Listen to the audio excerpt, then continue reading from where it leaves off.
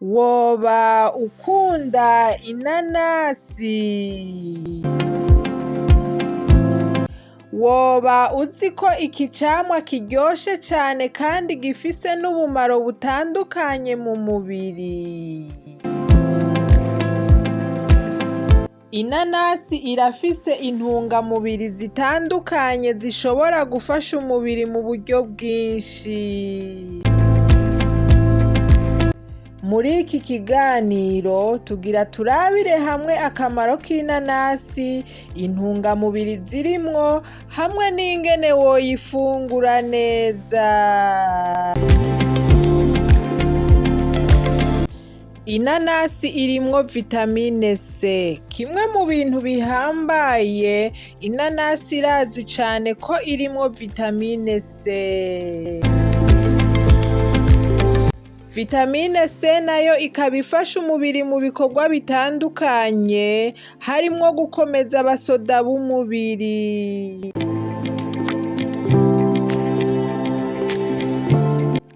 Nico gituma inanasi ishobora kuba igice c'imfungurwa nziza.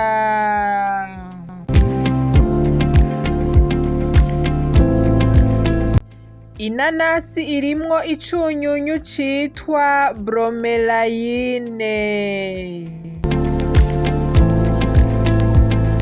Bromelain ikaba ifasha kumena poroteyine, ivyo bigatuma inanasi iba ikintu gishimishije cane mu bijanye no gusya ibifungurwa.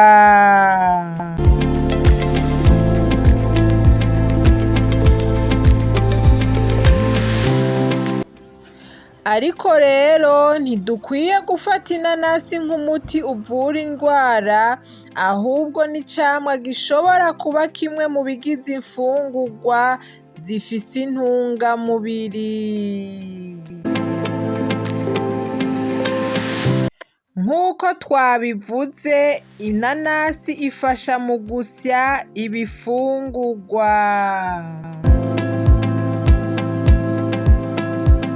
Bromelain iri mu nanasi irashobora gufasha mu kumena poroteyine mu gihe co gusya imfungurwa.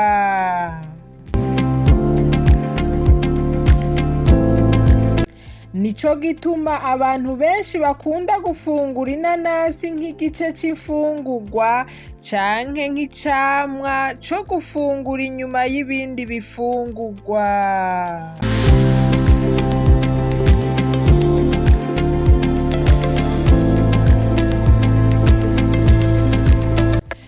Ariko abantu ntibameze co kimwe, kandi inanasi ntisubirira imfungurwa zose zikenewe ku munsi ku munsi.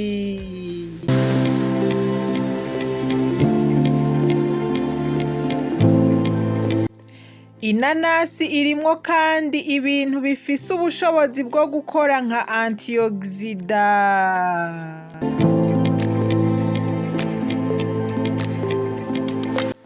Antioxidants nazo zikaba zifasha umubiri kurwanya ibintu bitandukanye bishobora kubangamira umubiri.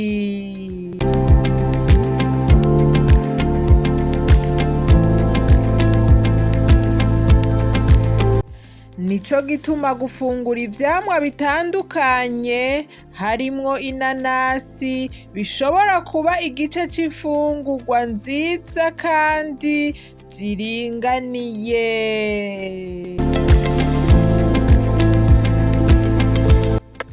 Inanasi irimwo kandi fibres, nazo ni nziza cane mu mfungurwa za misi yose.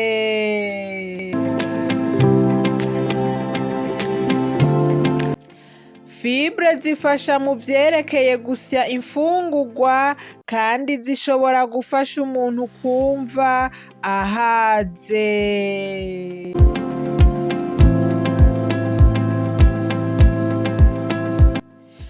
Ariko kandi kugira ngo uronke fibres zikwiye, ntukwiye kwisunga inanasi gusa, ahubwo ukwiye gufungura imboga, ivyamwa, ibifungurwa vy'intete, navyo ni ingirakamaro.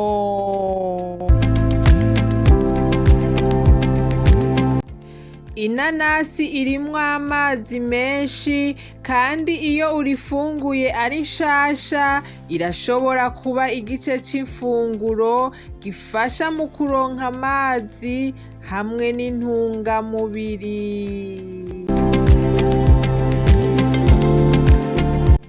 Ariko ntiwibagire ko amazi meza ariyo nyamukuru mu gufasha umubiri kuguma ufise amazi akwiye.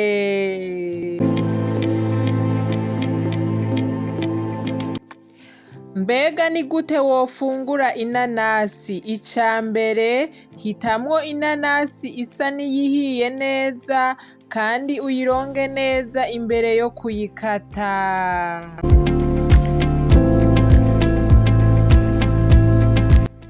Inanasi rero ni vyiza kuyifungura ari nshasha, mu gihe naho ushimye kuyigiramwo umutobe si vyiza gushiramwo isukari nyinshi.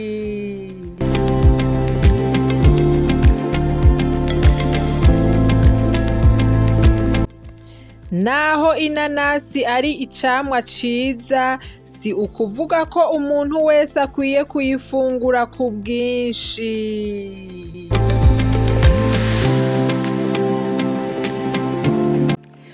Abantu bamwe bamwe bashobora kugira ikibazo co kuribwa mu nda iyo bayiriye ari nyinshi.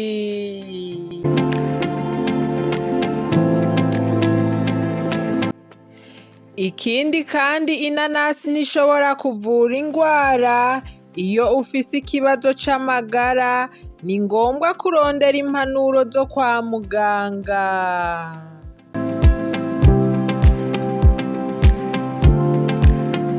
None rero inanasi mu bisanzwe si camwa kiryoshe gusa, irimwo vitamine C, fibres, Bromelain, amazi hamwe n'ibindi bintu by'intungamubiri bishobora kuba igice c'imfunguro nziza.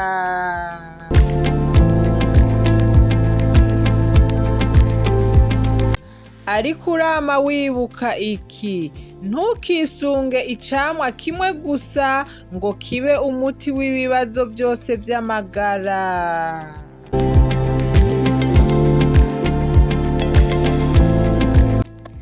Nimba wakunze kino kiganiro, fyonda like, wandike muri commentaire ingene ukunda gufungura inanasi, kandi ufyonde no kuri subscribe kugira ngo ntuzosibe ibindi biganiro vyacu vyerekeye amagara n'imibereho myiza.